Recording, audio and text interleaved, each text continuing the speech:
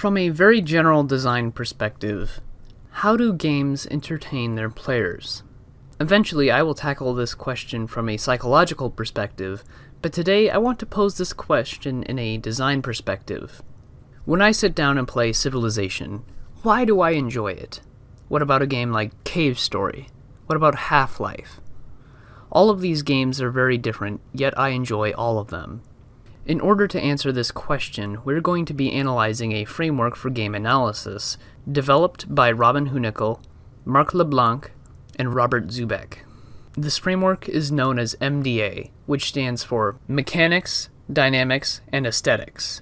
This framework can help designers and players alike have a greater understanding of what makes a game engaging, and how this can guide design. Without further ado, let's begin. When looking to understand the MDA framework, it behooves us to understand what mechanics, dynamics, and aesthetics are. According to the framework, any game is made up of these three separate components. Though I have a slightly more specific definition of mechanics that I personally try to use, in the context of the paper, the mechanics are the fundamental components of a game, including player actions, level design, and any other systems outside the player's control that affect the game state. Dynamics are similar, but they aren't quite the same. Dynamics describe the behavior of the mechanics as a whole, and the effect that they have when combined. Emergent gameplay is a good example of a dynamic many games have, since it isn't a single mechanic, but instead it is a consequence of many mechanics coming together and overlapping in interesting ways. The game's dynamics will be created by the mechanics of the game, and in turn, the dynamics of the game create the aesthetic. The aesthetic of the game describes the desirable emotional responses evoked by the player when they play the game. These three elements are inside every game, and they present us with the fact that games are fundamentally systems that build behavior through interaction. So how does this framework help developers and players alike analyze games? Well, this framework works in both directions. From the developer's perspective, they create the mechanics that create the developer's intended dynamics that in turn create their intended aesthetics. From the player perspective, they experience the aesthetic first. The game's set aesthetic will set the tone of the game and influence the player's understanding of the dynamics and eventually the mechanics of the game. This framework shows the relationship of the various aspects of games from multiple perspectives, and shows us that small changes to the fundamental mechanics of the game can have a widespread effect throughout the entire game. But how does this relate to the question I posed at the beginning of the video?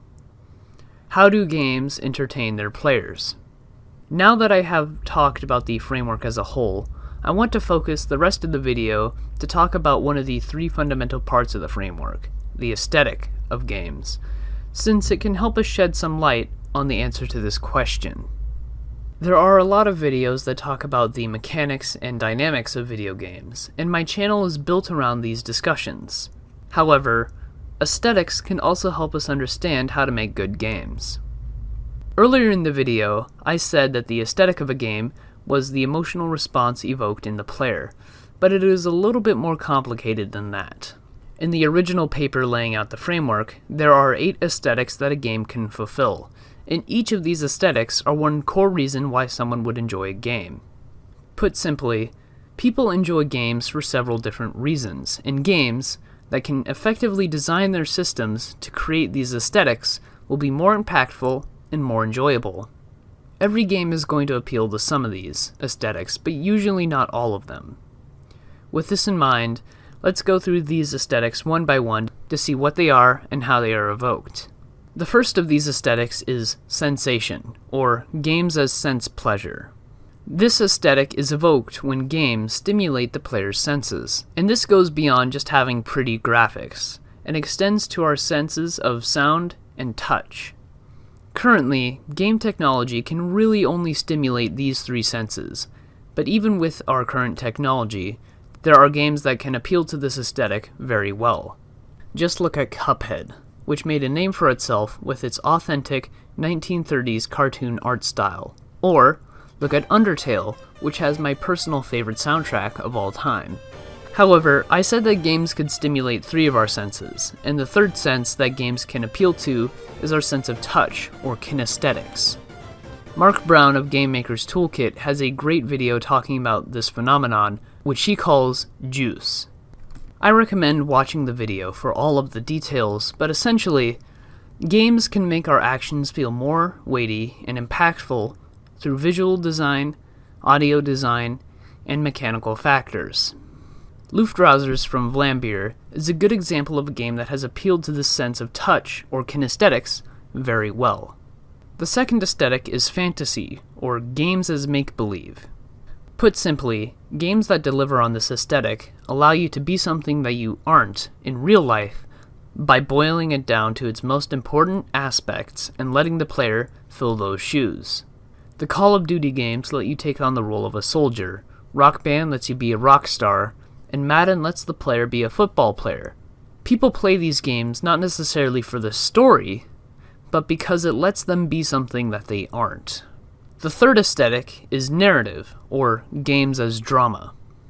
This aesthetic is similar to the previous aesthetic, but it has some important differences.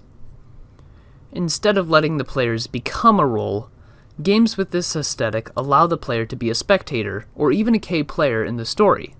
People play Skyrim because they want to be the Dragonborn themselves, which would make it appeal to the fantasy aesthetic. If Skyrim focused less on making the player feel like they specifically were the Dragonborn, and instead were a specific character with a distinct personality from the player, then Skyrim would be appealing to the narrative aesthetic. Games with this aesthetic tend to have a fleshed out and interesting character, and often try to tie the mechanics into the story. Some examples of this aesthetic done well would be Papers, Please, which focuses on the story of a border agent in an Eastern European country, Night in the Woods, which is about a college dropout returning home, Undertale, which is about a kid in a world of monsters, or Cave Story, which is about a robot trying to save a race of goat people.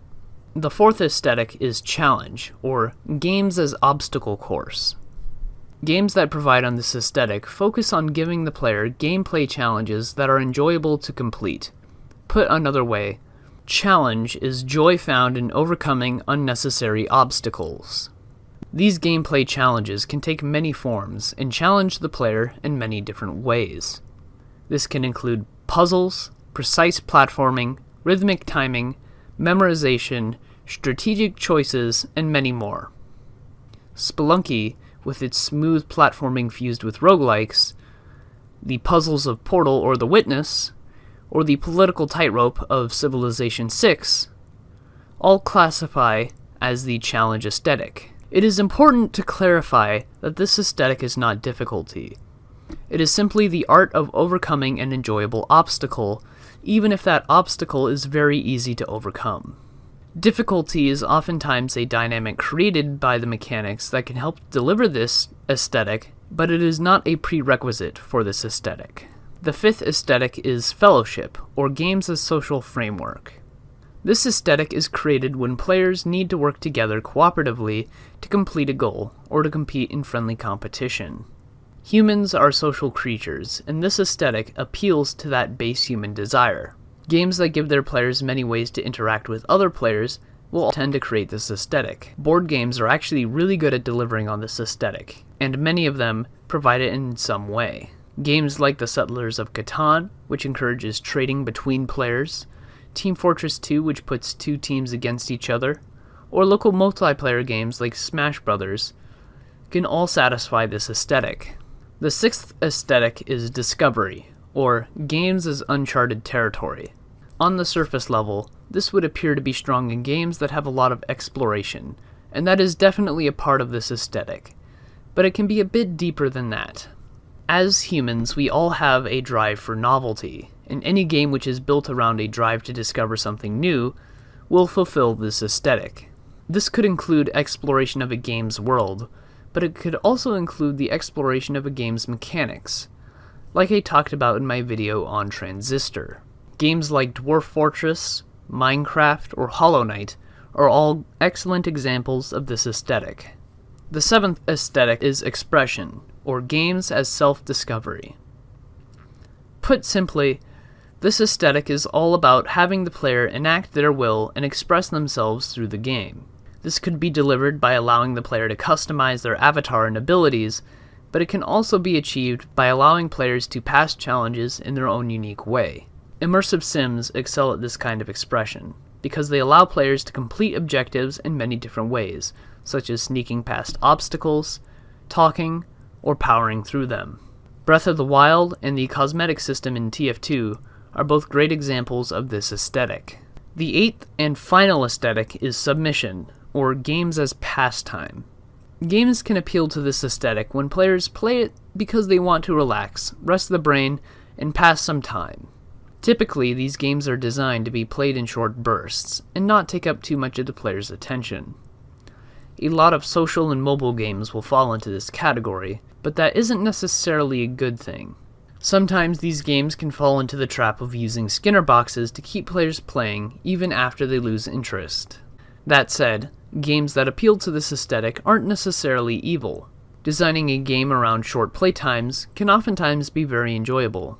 Games like Jetpack Joyride, Subterfuge, or Universal Paperclips are all good examples of games that appeal to this aesthetic.